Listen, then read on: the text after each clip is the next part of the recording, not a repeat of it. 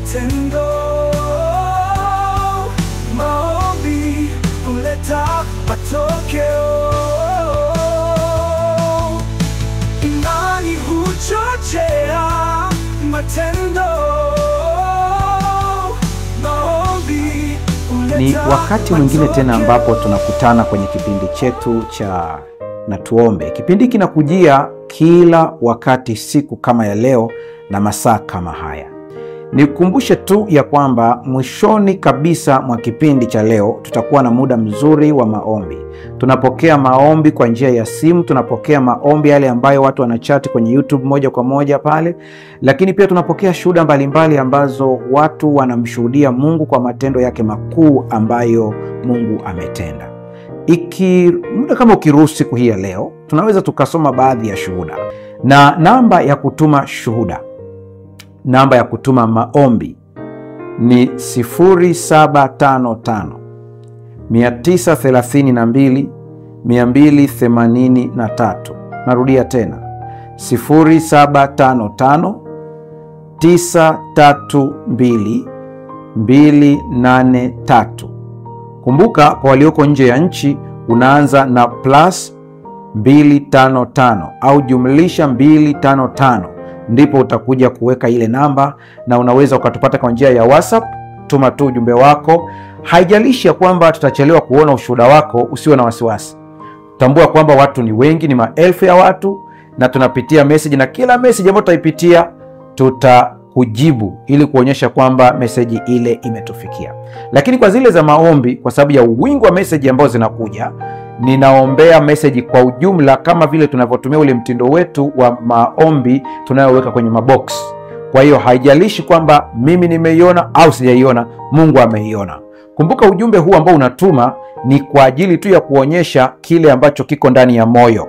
Ni ishara ya kile ambacho kiko ndani ya moyo. Kwa hiyo hakuna muujiza wowote katika mimi kuiona message, ila kuna muujiza katika Mungu kusoma moyo wako. Mungu akubariki sana. Kabla ya kuanza somo la leo ambalo ni muhimu sana katika maisha yetu ya kiroho, tuanze na kualika uwepo wa Mungu katika fikra zetu. Tuombe. Baba, katika jina la Yesu, ninakushukuru sana kwa siku hii ya leo. Asante kwa ajili ya mtazamaji ambaye umempatia neema ya kusikia maneno yako katika masaa haya. Ninakusihi sana ukapate kumgusa mtazamaji, ukamguse anayesikiliza, ukaniguse na mimi ambaye ninaongea. Niwe chombo tu katika mikono yako, lakini maneno yote mazuri yatoke kwako. Ikiwa liko lolote zuri ambalo nitatamka, watu wakajue sio hekima yangu, bali ni wewe Mungu unenaye. Lakini ikiwa liko lolote ambalo ni la kibinadamu, watu wakatambue kabisa ya kwamba binadamu anapotumiwa kuna udhaifu, lakini Mungu ni mkamilifu. Neema yako inatosha. Kwa jina la Yesu tumeomba na kuamini, amen. Leo tunaangalia mada ambayo kwa ukweli ni muhimu sana kwa kila mtu. Natamani kila mmoja aweze kuisikiliza mada hii na kuitazama kwa umakini zaidi, na kuandaa kiakili na kiroho pia, ya kwamba unapoisikiliza mada ya leo, ondoa chochote ambacho ulidhani ya kwamba unakijua. Acha Roho Mtakatifu akufundishe anavyopenda. Acha kuingize katika elimu mpya ambayo itakusaidia kutembea katika maisha mapya, kuondokana na msongo wa mawazo kwa sababu ya changamoto za maisha za aina yoyote. Utakapoelewa somo la leo vizuri, amani itatawala zaidi kuliko hofu na msongo uliopita. Somo la leo lina kichwa kinachosema aina mbili za kupambana kiroho. Mara kadhaa nimekuwa, wakati wa kuanza masomo, nimekuwa nikichokoza fikra zako kwa namna ifuatayo. Nimekuwa nikieleza maneno haya kwamba umewahi kuona ya kwamba kuna mtu mwingine ambaye anafanya maombi na anajibiwa kwa haraka, au unaona matokeo kuliko mwingine? Nikakazia ya kwamba Mungu hana upendeleo. Yaani hakuna watu ambao Mungu anawapenda na kuwasikia kuliko wengine. Hapana, wote ni watoto wa Mungu, lakini utagundua kwamba kuna mmoja ana ujuzi fulani wa kimungu kuliko mwingine. Kwa kitendo cha kuwa na ujuzi wa ziada kinasababisha mambo yako yawe rahisi kuliko mtu mwingine. Paulo anapoelezea juu ya Wayahudi na jitihada zao kwenye kitabu cha Warumi, anasema wana jitihada nyingi katika Mungu lakini si katika maarifa. Yaani akiwatazama walio na juhudi ya ibada, juhudi ya dini walio nayo ya Kiyahudi, lakini wanakosa maarifa. Hicho ndicho kitu tu ambacho walikuwa wamekikosa. Ni sawa na mtu ambaye ana simu nzuri sana lakini bado hajui kuitumia ile simu. Mtu ana kompyuta nzuri sana lakini hajui kuitumia. Mtu ana kamera nzuri sana lakini hajui kuitumia. Anapokuja mtu mwingine ambaye ana ujuzi wa kuitumia ile kamera au ile simu au ile kompyuta, anapoishika na kuitumia mpaka unashangaa, mbona imetoa kitu bora kuliko? Ni kwa sababu huyu ana ujuzi wa tofauti. Kompyuta ni ile ile lakini mtumiaji ni tofauti. Vivyo hivyo katika masuala ya kiroho, kinachotutofautisha katika masuala ya kiroho ni ufahamu, ni ujuzi, ni maarifa. Mungu mwenyewe anasema watu wangu wanaangamia kwa kukosa maarifa.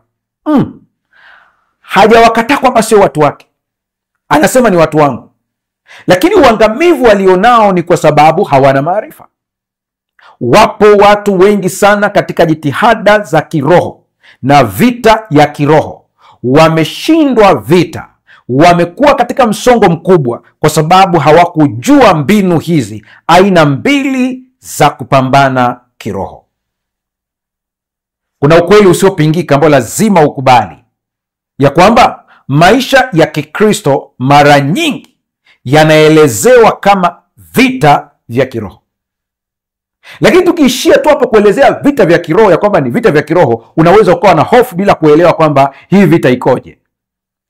Wakati mwingine waumini wanakosa kuelewa kuwa vita hii tayari imeshashindwa kwa niaba yetu na Kristo Yesu. Kwa hiyo waumini wanajiingiza kwenye changamoto ambayo hawajui ya kwamba kumbe tayari Mungu ameshawashindia tayari. Kwa hiyo wanapambana katika mtazamo ambao sio mtazamo wa kimungu. Piga picha juu ya mtu ambaye anajaribu kuua mnyama aliyeuawa tayari. Hivyo badala ya kupigana ili ushinde, unatakiwa upigane ukiwa umesimama kwenye ushindi. Nataka hii ingie akilini mwako vizuri. Ukielewa kile ambacho Kristo amekutendea tayari, utapambana ukiwa umesimama kwenye ushindi badala ya kupambana ili ushinde. Kwa hiyo kuna aina mbili kuu za kupambana. Ndio maana nimesema kuna aina mbili kuu za kupambana kiroho. Kuna watu ambao wanapambana ili washinde, na kuna watu ambao wanapambana wakiwa wamesimama katika ushindi. Haya ni makundi mawili tofauti ya watu, tutayaona katika Biblia, na utashangaa ya kwamba pamoja na kwamba tunataja habari ya kile Kristo alichokifanya, lakini utagundua kwamba makundi ya watu walikuwepo tangu Agano la Kale, hata kabla Kristo hajafa, kwa sababu kila kizazi kimepewa mfumo wake wa ukombozi na ulikuwa kamili kwa wakati wake, ila vyote vilikuwa vinasonda kidole katika ujio wa Kristo, mkamilishaji wa kafara au agano. Kwa chochote ambacho tutakiona kwenye Agano la Kale kikitendeka, kikiwa ni sehemu ya ibada, vyote viliwakilisha ujio wa Kristo. Vyote, nikisema vyote namaanisha vyote. Kila utakachokiona katika Agano la Kale kilikuwa kinasonda kidole ujio wa Kristo. Kwa wale wa Agano la Kale ambao walijua maana ya kile ambacho kilifanyika, waliweza kupambana wakiwa wamesimama katika ushindi, wakitambua ya kwamba tayari wameshindiwa, na wakipambana wakiwa wamesimama katika ushindi. Lakini ambao hawakutambua walipambana ili washinde, na makundi mawili yaliendelea kuwepo. Moja lilipata raha na moja lilipata mateso, ili hali bado waliitwa wana wa Mungu. Mungu atusaidie sana. Nikupatie mfano kwa wanafunzi wa Yesu katika Agano Jipya. Ukisoma stori ya wanafunzi wa Yesu wale 12, utagundua kwamba wote walikuwa ni wanafunzi wa Yesu. Walikuwa na itikadi tofauti, background zao za kijamii lakini za kidhehebu, na zilileta matokeo au madhara katika maisha yao ya kuwa na Kristo Yesu. Ukiwachunguza wanafunzi wa Yesu wote, kulikuwa na madhehebu makubwa wakati ule. Dini moja ilikuwa ni dini ya Kiyahudi, kama vile leo tulivyo na dini moja ya Kikristo, lakini tuna madhehebu tofauti katikati yetu ya Kikristo. Tuna wa Anglican, tuna Lutheran, tuna Baptist, tuna Methodist, tuna Pentecost. Pentecost nayo ina matawi yake madogo madogo. Katika madhehebu ya Pentecost kuna Assemblies of God, kuna Pentecost Free Mission. Si wote ni tawi, lakini dhehebu ni moja tu la Kipentecost. Unapokuja kuna Wasabato, utakuta kuna hapo Baptist pia wamegawanyika. Kuna Baptist wa Kisabato na kuna Baptist ambao wanashika Jumapili. Kwa hiyo hayo yote ni madhehebu. Ukija kwa wanafunzi wa Yesu walikuwa na madhehebu yao, lakini walipokuja kwa Kristo Yesu wote walionyesha matokeo ya kule walikotoka. Mchungaji, sijakuelewa. Ukisikia Biblia inataja habari ya madhehebu ya dini ya Kiyahudi ambayo yalikuwepo, kuna kundi moja ambao lilikuwa linaitwa Wazilote au Waselote. Wako pale katika moja wapo wanafunzi wa Yesu. Kulikuwa na kundi la Mafarisayo, walikuwepo mle ndani ambao ni dhehebu. Kulikuwa na Masadukayo, lilikuwa ni dhehebu lingine. Kwa hiyo na madhehebu mengine mengi ambao unaweza ukayataja hapo katika listi. Sasa maana yangu ni nini? Yohana katika wote ndiye aliyejua kupumzika katika Kristo peke yake. Ndio maana hata anapotajwa, anatajwa kwamba yule mwanafunzi aliyependwa. Ikiwa Yesu anapenda wote, kwa nini Yohana atajwa kwamba anapendwa?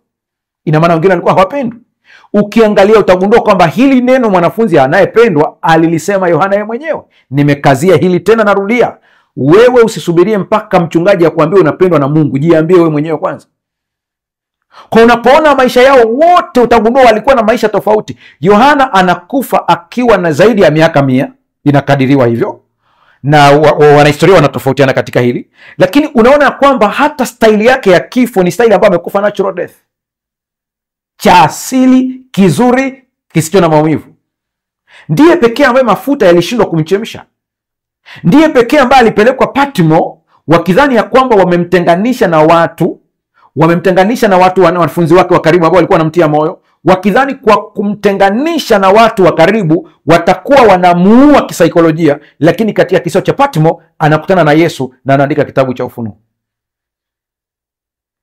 Maisha ya Wakristo makundi mawili, wote wakijita Wakristo, kundi la kwanza likifurahia wokovu, kundi la pili likipambana kupata wokovu ambao umeshakamilishwa tayari. Wewe upo kwenye kundi gani? Sikiliza vizuri siku hii ya leo. Tuanze na kundi la kwanza ambao lina watu wengi sana. Kundi la kwanza liko na watu wengi sana. Namba 1, kupigana kwa ajili ya ushindi.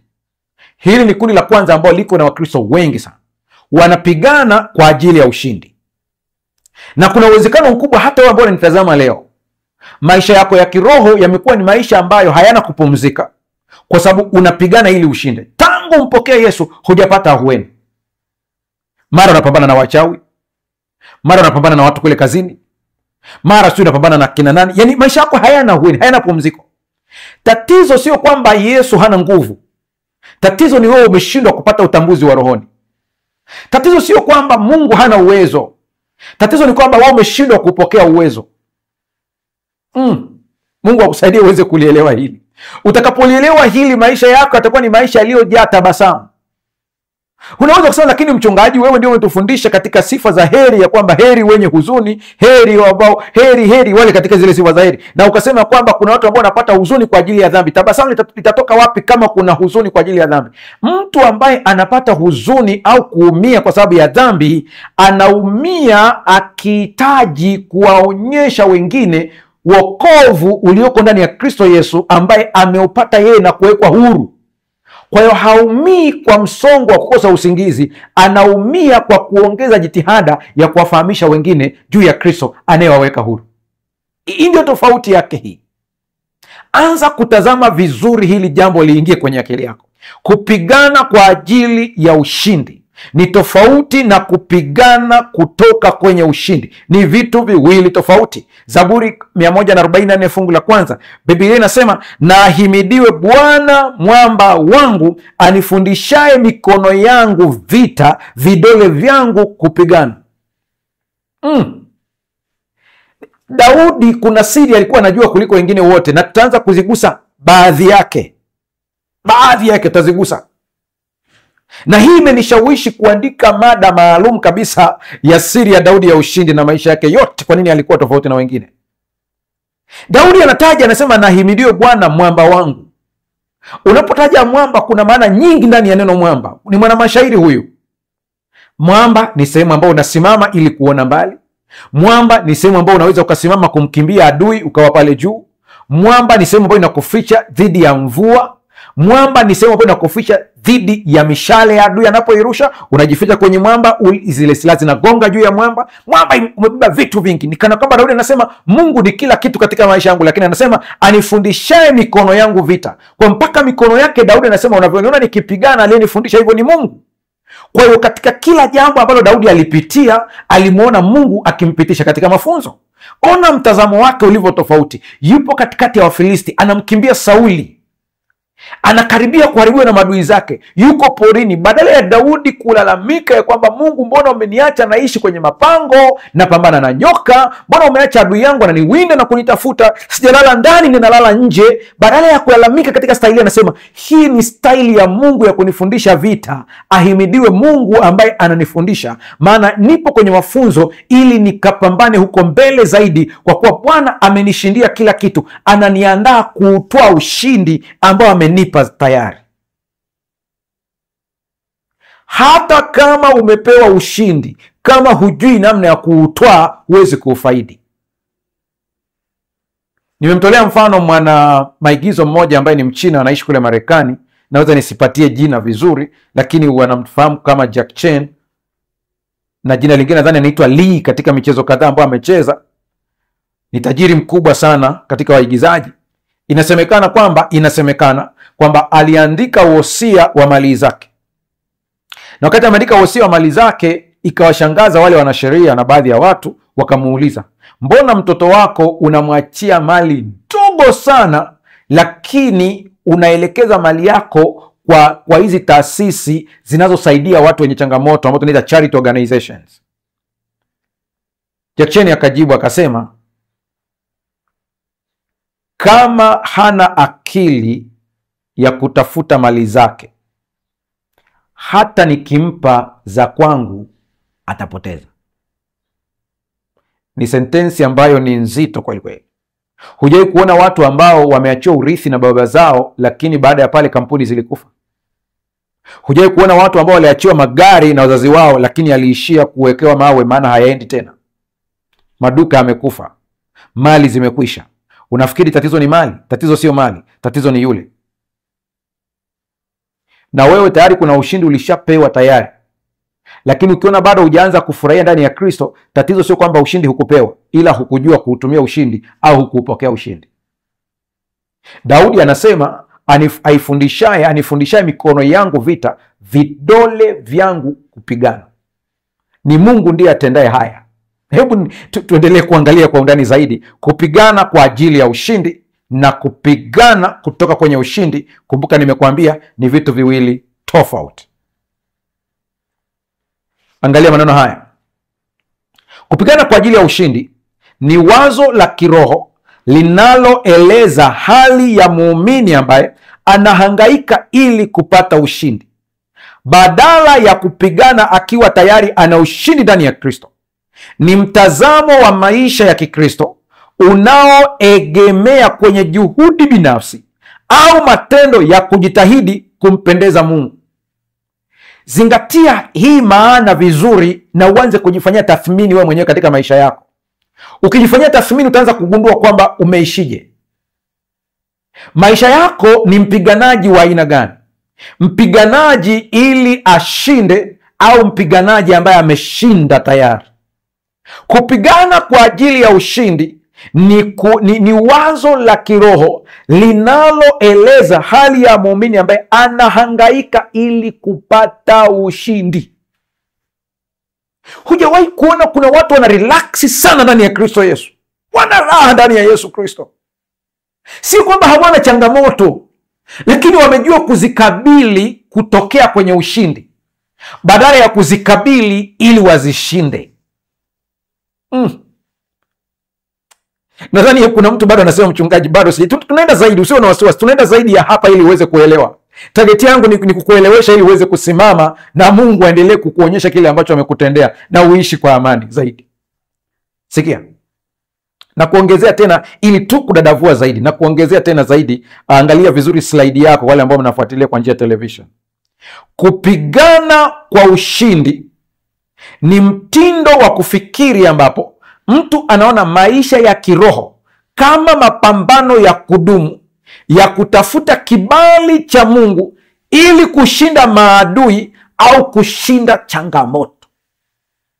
Kwa hata maombi ya huyu mtu anapoomba, maombi yake yako hivi, ni maombi ambayo yamejawa na maswali. Nimemkosea wapi Mungu ili asinikubali?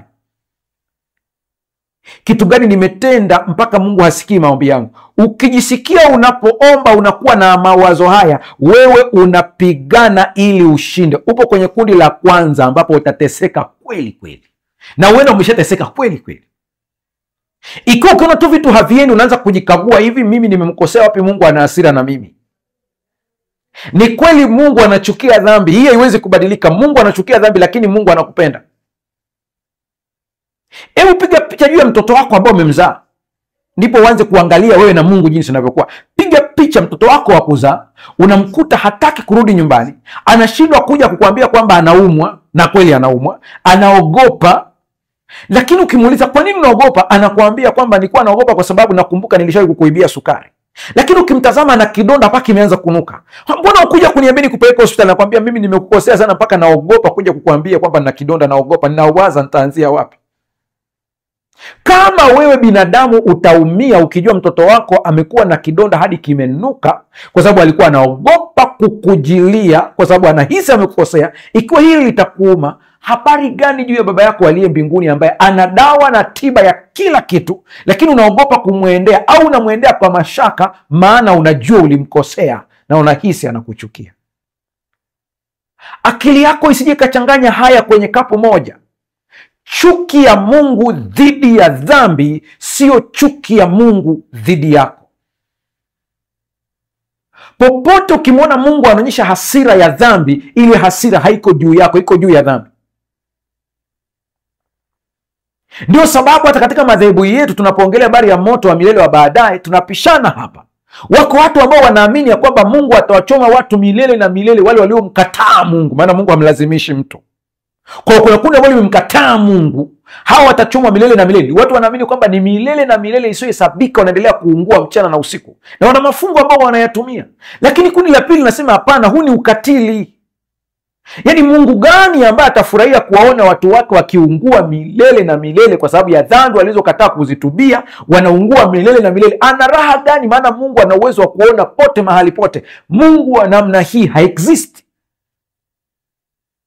Kwa wakati mwingine usishangae watu wakichallenge wengine ambao wameshindwa kupata majibu, wana challenge kana kwamba Mungu hayupo, maana kuna picha imeletwa na dini ya Mungu katili.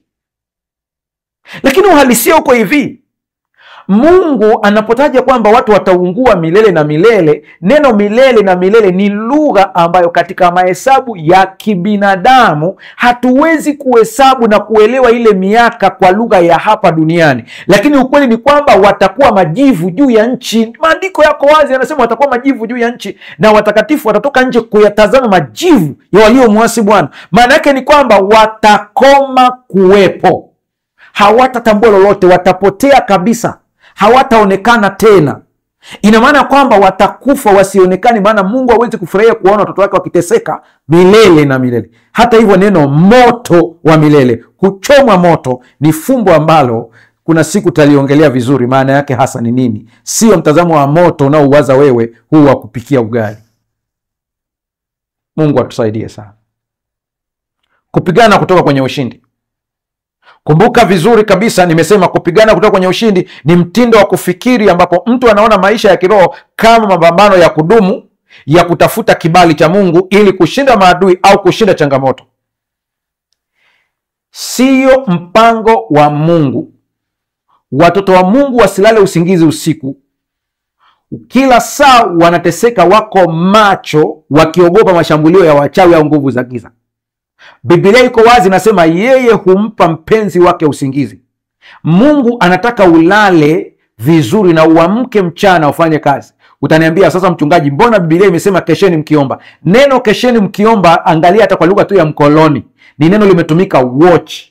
Watch maana yake ni nini? Lazima uangalie neno watch maana yake ni nini. Sio tu kukaa macho, linamaanisha kuwa makini. Mchungaji, sijakuelewa. Okay, ngoja nikupe mfano. Shambulio la kiroho jinsi lilivyo. Mashambulio ya kiroho ni vita katika ulimwengu wa kiroho, ulimwengu usioonekana. Unapokaa macho bila kulala wakati ule usiku unapolala, una maana ya kwamba mwili wako uko macho. Vita ya kiroho, mwili uko macho. Hebu tumia tu akili ya kawaida. Pastor, bado sijakuelewa. Na mimi nataka unielewe zaidi. Vita ni ya kiroho. Umepanda kitandani, umekataa kulala usingizi. Unahitaji kukesha ili wachawi wasikushambulie. Kilichoko macho ni roho au ni mwili? Kwa mwili wako uko macho kwa ajili ya roho. Wewe acha kujitesa. Mungu hayuko hivyo. Mchungaji, kwa hiyo inakuwaje? Kuwa imara kiroho, mwelewe Mungu alivyo kiroho. Hata kama ukiwa umelala usingizi, umelala mwilini, lakini kiroho umeunganishwa na Mungu. Hii ndiyo inayokupa ushindi.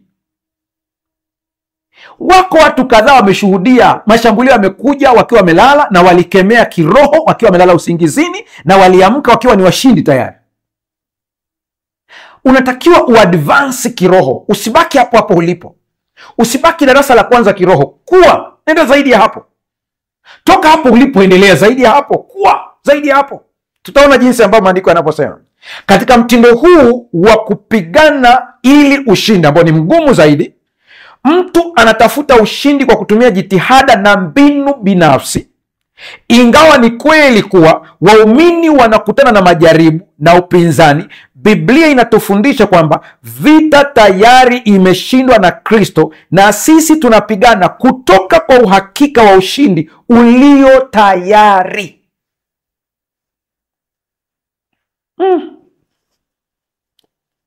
Najaribu kutulia kidogo, Roho Mtakatifu akupe tafsiri sahihi katika ubongo wako uweze kuelewa kile ambacho Mungu amekutendea.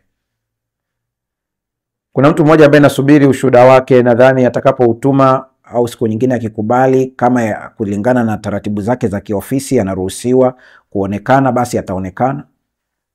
Lakini namkumbuka sana, ni kijana ambaye alikuwa ni mchapakazi katika jeshi, mzuri kabisa. Lakini alikuwa ameharibiwa sana na pombe. Yuko vizuri, lakini pombe imemharibu. Siku moja mama yake akaja na yeye. Ukimtazama yule kijana unajua kabisa hapendi ulevi. Lakini afanyeje? Kuna nguvu imemkamata zaidi hapo. Alikuwa amechoka mpaka akalia machozi. Mama ananiambia nina vijana wawili wote wako hivi. Yaani kana kwamba nataka kusema, sasa mimi nitafanyaje? Huyu ndiye ambaye ameajiriwa. Na yuko vizuri kabisa. Unajua kuna yule mtu ambaye yuko vizuri hata ofisini kwako kiasi kwamba unaogopa hata kumfukuza kazi, kwa sababu hata kama kuna mambo yako sawa, lakini kuna vitu amewazidi hata wale ambao wana tabia nzuri. Ni aina ya kijana ambaye nakwambia. Tukaomba. Wataalamu wa psychology wanajua kwamba pombe ni addiction. Na ili kumshauri mtu aweze kuacha pombe, kuna sessions kadhaa za kisaikolojia. Nimezifanya practically. Lakini kwa huyu, jinsi ambavyo nilimtazama pia, nikaona kabisa anapambana na natamani aweze kuwa sawa, hata awaridhishe mabosi wake, wakuu wake katika kitengo kile cha jeshi ambako yuko. Maana amewadisappoint sana. Na wao wanamuona ni kijana mzuri. Tukafanya maombi. Nikamwambia mama yake kwamba sasa unataka tu mama ufumbue macho uone kila kitu. Lakini kijana yeye afumbe macho. Nikamwambia ombi la leo, ubongo wake unasafishwa kabisa. Kiasi kwamba kila kitu ambacho kinamuelekeza kwenye addiction ya pombe kinaisha. Akiwa ameamini kweli kweli, maana ameteseka, amekata tamaa. Baada ya pale alifunguliwa kabisa, akaondoka. Sikupata mawasiliano tena kwa muda mrefu. Nakumbuka siku moja niko Iringa. Mama yake amenipigia simu sana. Akaniambia kuna watu wanakutafuta ambao wanajua habari za huyu kijana. Amebadilika mpaka wanashangaa. Yaani hata mimi nimepelekea taarifa baadaye sana kiwa yule kijana kumbe yuko vizuri huko, maana sikupata taarifa tena. Unasema mchungaji unamaanisha nini? Nilikaa nao kabla na nikawaeleza hiki ambacho na wewe nakueleza. Nikawaeleza ya kwamba kila tunachokitaka kipo. Kila ushindi tunaotafuta Yesu alishatupatia tayari. Yesu haumbi ushindi leo. Alishaumba una exist tayari. Tayari. Yaani mpaka mwanadamu anaumbwa, kila tatizo liloko lina majibu yake. Nirudie tena, sio lazima uje tuonane uso kwa uso. Hata hivi unavyonitazama kwenye television, ukiamini hivi, inatokea hapo hapo ulipo. Shuhuda nyingi tumekuwa tukizipokea kwa watu ambao waliamini na wakaona matokeo makubwa kuliko unavyoweza kufikiria wewe. Huko nakoenda maeneo mbalimbali, naona Mungu atusaidie sana. Sikiliza, kutoka katika dhana ya kupambana ili ushinde na kupambana kutokea kwenye ushindi, kushifti kutoka hili wazo moja kwenda wazo nyingine ni hatua. Ni kawaida hata baada ya hili somo kujikuta shetani anajaribu kurudisha kwenye wazo la zamani kwamba pambana ili ushinde, kana kwamba wewe ndio unapata ushindi. Kuna saa utajikuta umerudi kule pa zamani, lakini ukikumbuka, rudi tena pale pale, rudi katika mstari wa kwanza ya kwamba mimi tayari ni mshindi. Tutaona hapo baadaye jinsi ambavyo Kristo ametushindia na tunatakiwa tutembee katika ushindi tulioshindiwa tayari. Tutaona mpaka namna ya kuapply hii nguvu mpya ya ushindi ambao tumepata tayari kupitia Kristo Yesu. Sasa ni tabia gani au ni mambo gani ukiyaona unajua kabisa wewe unapambana ili ushinde na sio kupambana ukiwa umesimama katika ushindi tayari? Mambo gani ya muhimu natakiwa uyaelewe siku hii ya leo? Tabia gani? Sikiliza kidogo. Sifa muhimu za dhana hii ni zipi? Za kupambana ili ushinde. Narudi tena, nataka uelewe kuna tofauti ya kupambana ili ushinde na kupambana ukiwa umesimama kwenye ushindi. Kilicho kizuri ni hiki cha pili, maana kina kupumzika zaidi, kina msongo kidogo, kina raha nyingi, kina nguvu nyingi. Haina maana hutapitia changamoto, lakini changamoto utazishinda kwa kutumia hii njia. Hiki cha kwanza ambacho wengi wako hapo, kina mateso mengi, kina kukosa usingizi, kina kufunga kwingi kusiko na matokeo ya kiroho kama jitihada binafsi. Hiki cha kwanza kina kutoa sadaka ili umuwini Mungu, umshawishi Mungu. Hiki cha pili kina kutoa sadaka kwa kushangilia na kufurahia kile ambacho Mungu amekutendea. Viko tofauti kabisa.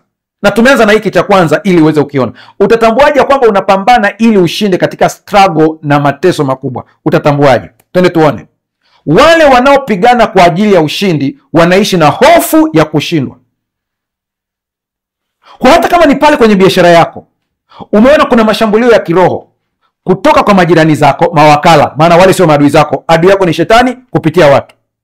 Pale kwenye familia yenu, pale kazini, upo katika staili ya woga. Hata maombi yako ni maombi ya woga. Wasije wakanivurugia biashara, wasije wakanivurugia wateja, wasije wakanisababisha hiki.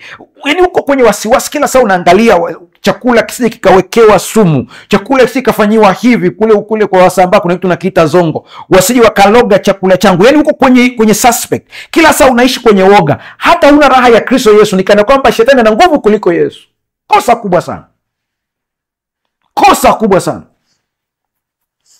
Mwenye nguvu kuliko wote ni Yesu Kristo.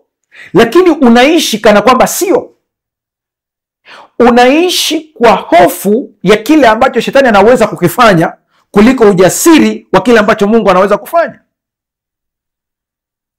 Wale wanaopigana kwa ajili ya ushindi wanaishi na hofu ya kushindwa na wanajiuliza kama wamefanya vya kutosha au kama wataweza kushinda. Wanapigana kwa kutafuta kupokea kibali cha Mungu na watu. Kuna mtu ambaye anapambana ili kutafuta kubalike na Mungu, lakini kuna mtu anapambana akijua amekubalika.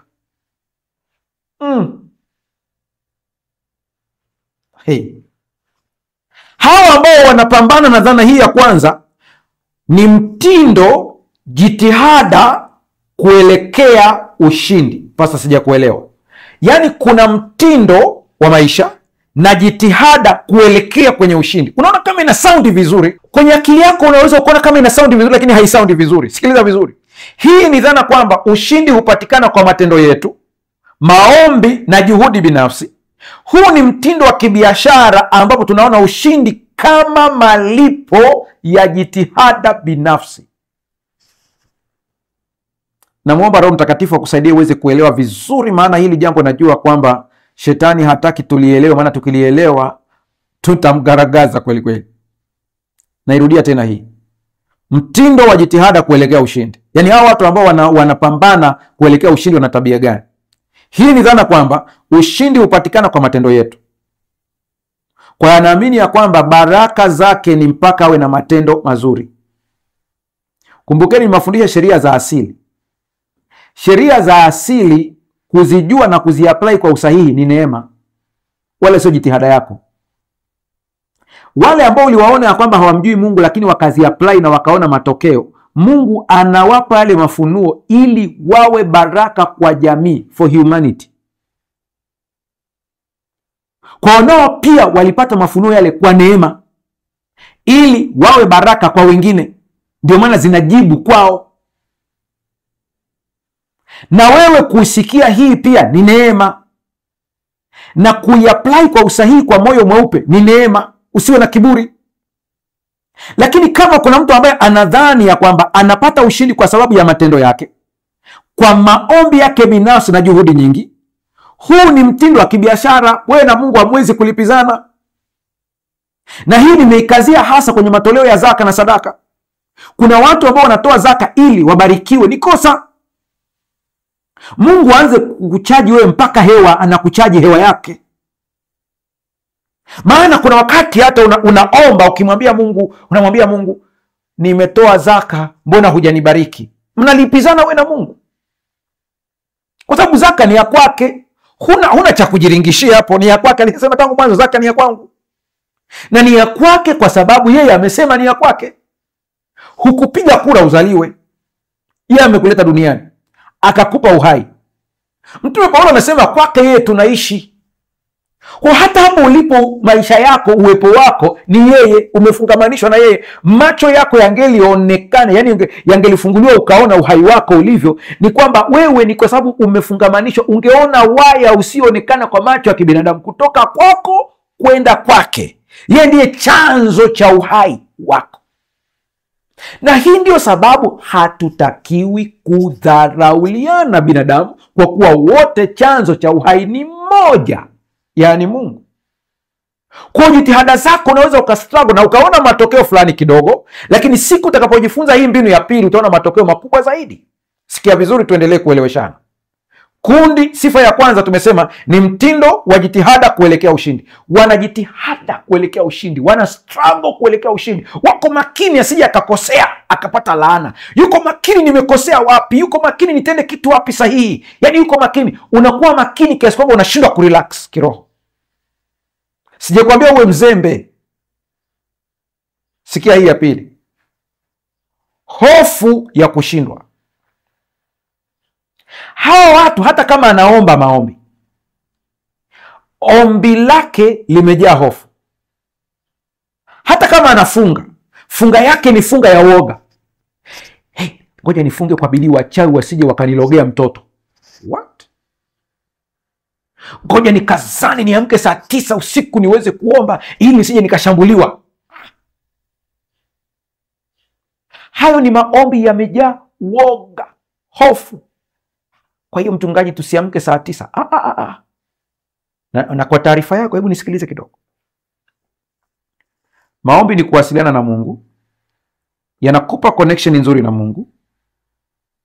Na kuna watu hata kama hujapanga kuamka, Mungu atamtuma malaika wake, atakuamsha saa 9, muda uliotulia, ili kuongea naye. Na kuna watu kama Mungu hana ujumbe na wewe masaa hayo, hata kuamsha, utaendelea kulala. Na kuna watu ambao hata leo unanitazama, umejikuta kila wakati saa 9 au saa 8 uko macho. Masaa ni yale yale, ukiangalia saa ni masaa yale yale. Umeamka na hakuna kitu unachokifanya, na unakaa macho, na yale masaa yakipita usingizi unakushika, unalala. Ukimuuliza mtu wa biolojia, atakwambia hiyo ni biological clock ambayo imekariri, kwa hiyo yale masaa inakuamsha. Biological clock gani ambayo hapo nyuma haikuwepo, imeanza hivi karibuni? Unapojikuta unaamka masaa yale yale wakati wa usiku, usipuuze. Ni wakati wa wewe kusema na Mungu na kumsikiliza Mungu. Huwezi jua malaika wasioonekana wanakuja kukuamsha yale masaa, kama Samueli alivyoitwa Samueli, Samueli, akadhani ni Eli anamuita, kumbe alikuwa ni Mungu anamuita. Kwa hiyo ufanyeje ukiamka yale masaa? Badala ya kuanza kuperuzi simu yako, badala ya kuanza kuchati, badala ya kuanza kupitia magrupu ya WhatsApp, tumia ule muda kumtafakari Mungu. Tumia ule muda kumwambia Mungu mambo ambayo unatamani kumwambia. Tumia ule muda kutulia na kutafakari neno na kumsikiliza Mungu akiongea ndani yako. Mungu atusaidie sana. Maombi ya hofu ni ya wale ambao wanapigana ili washinde badala ya kujua kwamba wameshindiwa tayari. Wale wanaopigana kwa ajili ya ushindi wanakuwa na wasiwasi kuwa huenda watashindwa, na mara nyingi wanakuwa na hofu ya kutofanikiwa. Wako kwenye wasiwasi. Unaombea biashara yako lakini huamini kama utafanikiwa au hutafanikiwa. Yaani vita umeifanya ya kwako badala ya kuifanya vita ya Bwana. Japokuwa unajidai unamkabidhi Bwana, lakini kiuhalisia kwenye moyo una wasiwasi mkubwa, kwa sababu ni kana kwamba ile vita ni ya kwako, wewe ndio unayepambana. Mungu atusaidie sana. Sikiliza karakta ya pili au tabia nyingine. Hawa watu wana tabia ifuatayo, nayo ni hii: ukosefu wa kutegemea kazi iliyokamilika ya Kristo. Hawategemei kazi ambayo Kristo alikamilisha tayari, wanategemea kazi za kwao binafsi ili wakamilishe, jitihada za kwao binafsi. Ingawa watu hawa wanaweza kusema kuwa Kristo alishinda vita kuu, hawana uelewa kamili wa maana ya kazi aliyokamilisha msalabani na ufufuo wake. Wanapigana kana kwamba vita bado vinaendelea. Utawasikia tu kwenye maneno yao, aise, habari za huko, salama, mnaendeleaje? Bado tupo kwenye mapambano. Kristo alifanya nini pale msalabani kwa ajili yako? Ndio maana umejikuta bado hujafurahia wokovu, hujafurahia kuwa ndani ya Kristo Yesu, maana hata hujui kile ambacho Kristo amefanya kwa ajili yako. Ni kweli, kwa vile wewe ni mtoto wa Mungu, katika ujinga wako huo bado Mungu ameleta neema yake akakusaidia. Lakini siku ukielewa kupigana au kupambana ukiwa umesimama kwenye ushindi tayari, utafurahia zaidi kuliko hapo mwanzo. Mfano mzuri ni Mfalme Sauli. Mfalme Sauli ni mfano wa mtindo wa kupigana kwa ajili ya ushindi kwa jitihada binafsi, badala ya kupigana ukiwa umesimama kwenye ushindi. Ndio tofauti hizo sasa. Mfalme Sauli ni mfano mzuri kabisa. Alikuwa na hofu ya kushindwa kwenye maisha yake yote. Hebu tuangalie kwa haraka mafungu yafuatayo. Angalia kitabu cha Samueli wa kwanza sura ya 13, Samueli wa kwanza sura ya 13 mstari wa 8, huenda tutaangalia mpaka ule mstari wa 11. Mstari wa 11. Sikia maneno haya. Ngoja nikuelezee background kidogo ili tukiyasoma haya itakuwa ni rahisi. Siku moja Mfalme Sauli alikuwa amevamiwa na Wafilisti, wanakuja kumvamia. Na wakati ule walijua kwamba ili kuweza kushinda vita ni lazima uwe umeungana na Mungu, maana kila vita inavyoonekana kimwili lakini asili yake ni ya rohoni. Kwa hiyo alijua ya kwamba ana ufahamu ya kwamba ili aweze kushinda vita ile vizuri lazima aweze kuishinda rohoni kwanza. Ndio wanasema kusimama katika ushindi na kupigana ili ushinde ni vitu vile tofauti. Kwa lazima ushinde rohoni, na amekushindia Kristo Yesu ili tuweze kuona matokeo yake mwilini. Sasa katika uelewa wake huu akajua lazima aungane na mtumishi wa Mungu anaitwa Samueli, na inabidi ibada ifanyike. Ibada inakufunulia pazia la ushindi uliopewa tayari kupitia Yesu Kristo kwenye Agano Jipya. Kwenye Agano la Kale ibada ilikuwa inawaingiza katika ushindi ambao Mungu amewashindia tayari kwa vile wao ni watoto wa Mungu, na njia pekee ilikuwa ni kutoa sadaka kwa wakati ule. Sasa sikia, akaahidi Samueli ya kwamba atakuja baada ya siku 7 ili kuwaongoza kwenye ibada. Alipochelewa, Sauli akafanya jitihada binafsi. Ni sawa na mtu ambaye anitazama anasema, mimi naamini ya kwamba shida yangu itaisha pale nitakapokutana na mchungaji. Umejifunga wewe mwenyewe, badala ya kujua ya kwamba Mungu yuko hapa hata hivi ninavyoongea na wewe kwa njia ya television. Mchungaji Mbaga anaweza asiwepo, lakini uwepo wa Mungu uko hapo, ni kiasi cha kuamini na kupokea baraka zako. Simple. Sikia maneno haya sasa. Fungu la 8 Samueli wa kwanza 13. Anasema, akangoja siku 7 kwa kadi ya muhula uliowekwa na Samueli, lakini Samueli hakuja Gilgali, na hao watu wakatawanyika mbali naye. Fungu la 9. Sauli akasema, nileteni hapa sadaka ya kuteketezwa na sadaka za amani. Akatoa sadaka ya kuteketezwa, wakati sadaka hizi zilitakiwa zitolewe na Walawi, watu ambao Mungu amewachagua katika hilo. Fungu la 10. Hata mara alipokwisha kuitoa hiyo sadaka ya kuteketezwa, kumbe Samueli akatokea, naye Sauli akatoka kwenda kumlaki na kumsalimu. Fungu la 11. Samueli akasema, umefanya nini? Sauli akasema, ni kwa sababu naliona ya kuwa watu wanatawanyika mbali nami, na wewe hukuja siku zile zilizonenwa, nao Wafilisti wamekusanyika pamoja huko Mikmash. Fungu la 12. Basi nikasema, Wafilisti watanishukia sasa mpaka Gilgali, kabla sijaomba fadhili za Bwana. Kwa hiyo nalijishurutisha nikatoa sadaka ya kuteketezwa. Hakupaswa kufanya hili. 13. Naye Samueli akamwambia Sauli, umefanya upumbavu, hukuishika amri ya Bwana Mungu wako aliyekuamuru, kwa maana Bwana angaliufanya ufalme wako kuwa imara juu ya Israeli milele.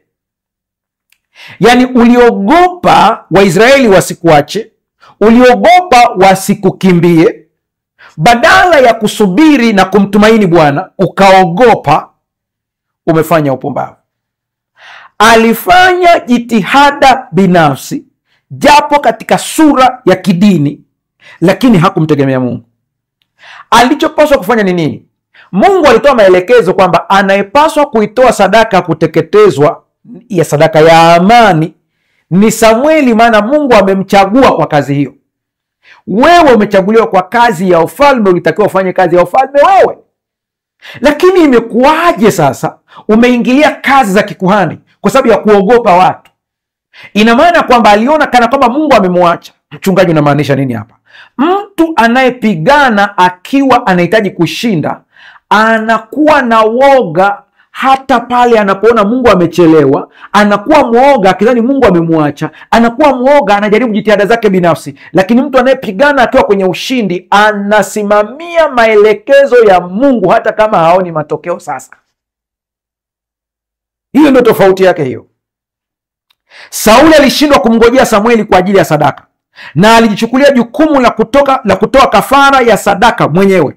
Alikuwa na hofu ya kushindwa vita na kupoteza hadhi yake, hivyo alijichukulia hatua mwenyewe na kufanya jambo hilo ambalo halikuwa lake. Alitegemea utiifu wa matendo badala ya kumtegemea Mungu. Kuna watu katika maisha yao wanadhani Mungu anashawishiwa na matendo yao mazuri badala ya kutegemea rehema za Mungu. Ninaongea na mtu ambaye vita ulionayo ni kosa ulilofanya pale ofisini kabisa, pale kwenye biashara yako. Unatambua kabisa ulikosea, unajua kabisa ulikosea, na umeshikwa na hofu ya kwamba Mungu hataingilia kwa sababu ulikosea. Nisikilize vizuri. Cha kwanza, kiri makosa yako. Cha pili, tubu mbele za Mungu. Baada ya kukiri na kutubu, kutubu ni kugeuka maana yake, kukiri ni kuungama. Baada ya kuungama na kutubu, amini kabisa ya kwamba Mungu amekusamehe na ushindi ni hakika. Unatembea katika rehema na neema. Mungu atusaidie sana. Utiifu wa matendo badala ya kumtegemea Mungu. Hii ni tabia ya kumtii Mungu kwa nje tu, lakini si kwa moyo wa imani wala wa uaminifu wa kweli. Ni kama mtu anayefanya yaliyo sahihi kwa sura ya nje, lakini ndani hana uhusiano wa karibu na kumtegemea Mungu. Kwa kweli, Sauli aliwakilisha hili kwa ukamilifu wote. Maelekezo gani alikuwa amepewa Samueli? Samueli wa kwanza 15 fungu la 3. Basi sasa enda ukawapige Amaleki na kuviharibu kabisa vitu vyote walivyo navyo, wala msiwaachilie, bali waueni mwanamume na mwanamke, mtoto naye anyonyaye, ng'ombe na kondoo, ngamia na punda. Hili ni tukio lingine tena, amepewa maelekezo na Mungu. Alichokifanya ni kipi Sauli alifanya nini? Fungu la 13 katika Samueli wa kwanza 15. Samueli akamwendea Sauli, naye Sauli akamwambia, ubarikiwe na Bwana, nimetimiza amri ya Bwana. Maelekezo aliambia, ukienda kwenye ile nchi, nenda ukamalize kila kitu, msije mkachukua chochote, ng'ombe, kila kitu maliza kule kule. Alichofanya ni nini sasa? Tuangalie tofauti yake sasa. 13. Samueli akamwendea Sauli, naye akamwambia, ubarikiwe na Bwana, nimetimiza amri ya Bwana. Fungu la 14. Samueli akasema, maana yake ni nini basi hiki kilio cha kondoo masikioni mwangu, na huo mlio wa ng'ombe ninaousikia? Kule juu aliambiwa kila kitu wakiangamize kule, lakini sasa hivi wameleta kondoo, wameleta na ng'ombe. Fungu la 15. Sauli akasema, wamewaleta kutoka kwa Waamaleki, maana watu waliwaacha hai kondoo na ng'ombe walio wazuri, ili wawatoe dhabihu kwa Bwana Mungu wako, nao waliosalia tumewaangamiza kabisa. Umemgundua kwamba kule ameambiwa angamiza kila kitu, ila amekuja na vitu, hataki kukiri kosa. Anasema watu wameleta kwa ajili ya sadaka, waliosalia tumewaangamiza kabisa. Ni mjanja fulani hivi ukimtazama vizuri. Fungu la 16. Ndipo Samueli akamwambia Sauli, ngoja nami nitakwambia neno aliloniambia Bwana usiku huu. Naye akamwambia, haya, sema. Akamwambia yote alimwambia, akamkumbusha Bwana alivyomtoa katika umaskini wake wa kawaida hadi kumfanya kuwa mfalme. Fungu la 19. Mbona basi hukutii sauti ya Bwana, bali ukazirukia nyara, ukafanya yaliyo maovu machoni pa Bwana? Fungu la 20. Sauli akamwambia Samueli, hakika mimi nimeitii sauti ya Bwana, nami nimemleta Agagi mfalme wa Amaleki, tena nimewaangamiza Waamaleki kabisa. Fungu la 21. Ila watu waliteka nyara kondoo na ng'ombe walio wazuri katika vitu vinavyowekwa wakfu, kusudi wavitoe dhabihu kwa Bwana Mungu wako huko Gilgali. Mungu alisema kwamba anahitaji atolewe sadaka. Mungu hakutaka sadaka hapa. Wao ndio wanajaribu kumuonga Mungu. Kuna watu ambao hata maombi unayoyafanya, ibada unazofanya, unamrudia Mungu sio kwa vile ni Mungu, ila ni kwa sababu unataka ajira. Sadaka unayotoa sio unatoa kwa kutambua kile ambacho Mungu amekutendea kama ibada, ila unatoa ili Mungu akufanyie jambo fulani. Ni kama kumhonga Mungu. Unaweza kusema, lakini mchungaji, umetufundisha wewe huyu ya kwamba tunapoenda kutoa sadaka zetu tuzinenei sadaka yetu katika maombi. Ndiyo, sadaka inayotolewa kwa moyo wa ibada ni eneo la kukutana na Mungu, sio eneo la kumhonga Mungu. Kwa unapokutana na Mungu kwa njia ya sadaka, ukiwa unajua kumwabudu Mungu kwa njia ya sadaka, ndiyo sehemu yako ya kupokea baraka kama matokeo ya ibada, lakini sio kama matokeo ya kumhonga Mungu. Tofautisha vitu hivi viwili, sije ukavichanganya kwenye kapu moja. Njoo muangalie Sauli, maisha yake, Daudi jinsi alivyo. Sauli anapambana ili ashinde, alishindwa. Maana aliyempa ufalme ni Mungu, ni Mungu alipaswa amtetee. Aliyekupa elimu ni Mungu, sio wewe. Mungu atakutetea katika elimu yako. Aliyekupa kazi ni Mungu. Labda uniambie hii kazi uliipata kwa jitihada zako mwenyewe, ndio maana unahitaji kuitetea kwa jitihada zako. Mungu akusaidie sana. Hata afya njema, kila kitu ni yeye. Lakini mchungaji, tukienda hospitali, utaenda hospitali, utapewa dawa. Mungu asipoweka mkono wake kwenye dawa, huponi. Usije ukaanza kumsifia daktari kuliko kumsifia Mungu. Daktari ni chombo mikononi mwa Mungu. Relax. Wamekuambia ugonjwa hauponi, ndio. Wao ndio wamesema. Lakini Mungu anasemaje? Na yaponya magonjwa yenu yote. Kwa kupigwa kwake sisi tumepona. Ona hii tofauti jinsi ilivyo. Kwenye somo lijalo, sehemu ya pili ya somo hili, tutaangalia kupigana ukiwa umesimama kwenye ushindi. Tutaanza kuona jinsi Daudi yeye alivyokuwa anapigana akiwa amesimama kwenye ushindi na jinsi alivyokuwa anashinda. Utaona tofauti ya watu hawa wawili kabisa katika maisha. Sikiliza vizuri. Rafiki yangu unayenitazama, chochote unachokipitia, usiangamie kwa kukosa maarifa. Unapopambana kuiokoa ndoa yako kwa jitihada zako, utaipoteza. Watu wengi walioingia kwenye jitihada zao binafsi kujitoa kwenye matatizo yao bila kufuata mwongozo wa kimungu, waliongeza matatizo zaidi. Sasa nasema mchungaji, tufanyeje? Tukae bila kushughulika? Hapana, sijakwambia ukae bila kushughulika. Tatizo ni kwamba shughulika yako unavyoshughulika wewe ni shughulika inayotokana na hekima ya kimungu au hekima binafsi.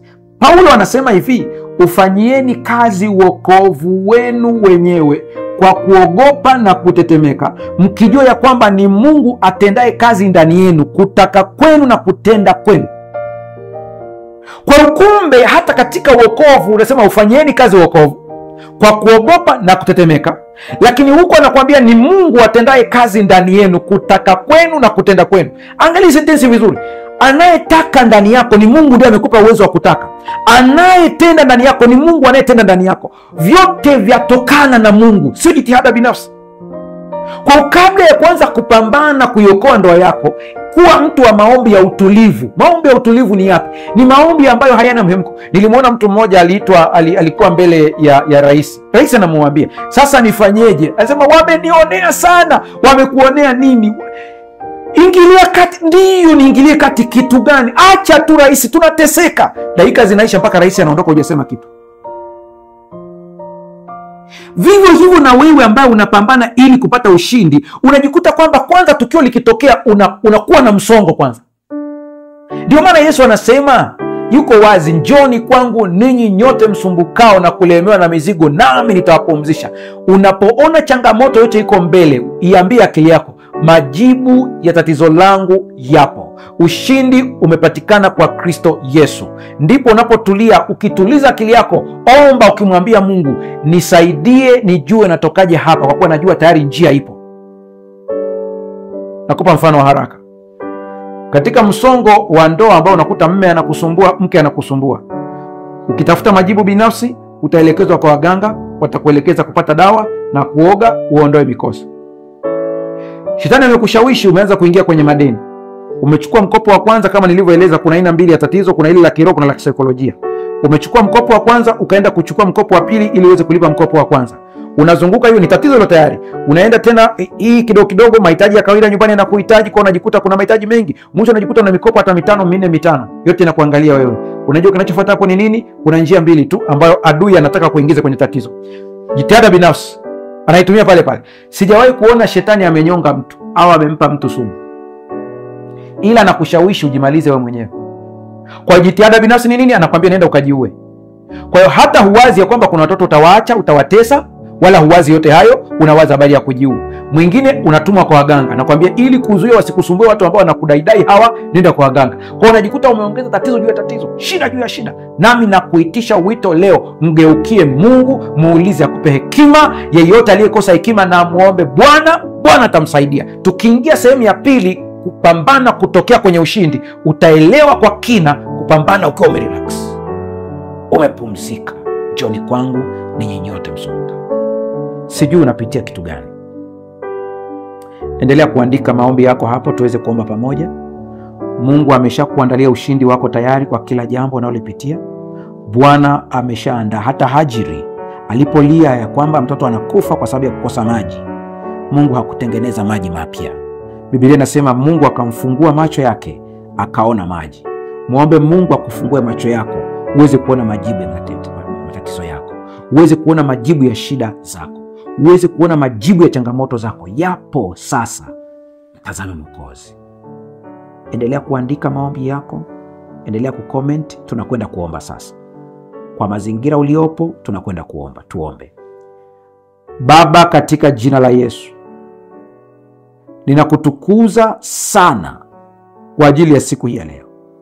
Wako wengi wanapambana ili washinde, ili hali umewashindia tayari.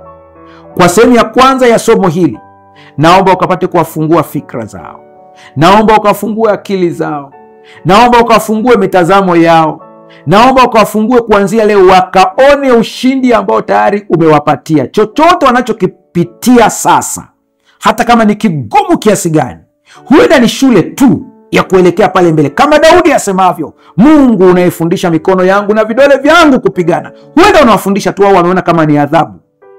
Msaidie yule ambaye anapitia changamoto ya ugonjwa. Msaidie Mungu yule ambaye amefungwa na nguvu za giza. Magonjwa yote na yaamuru kwa jina la Yesu, achia kabisa kuanzia leo.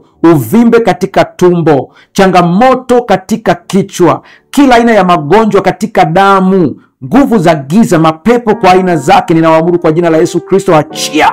Changamoto katika biashara ambazo zinazuia maendeleo, kwa jina la Yesu Kristo, achia kabisa. Mwache mtoto wa Mungu awe huru. Achia hiyo ndoa, achia elimu yake, achia ubongo wake, achia familia yake, achia mtoto wake, kwa jina la Yesu Kristo, amen. Mungu akubariki sana. Endelea kusambaza masomo haya. Usisahau kubonyeza like katika somo hili na subscribe, ili somo hili liwafikie wengi. Bwana akubariki.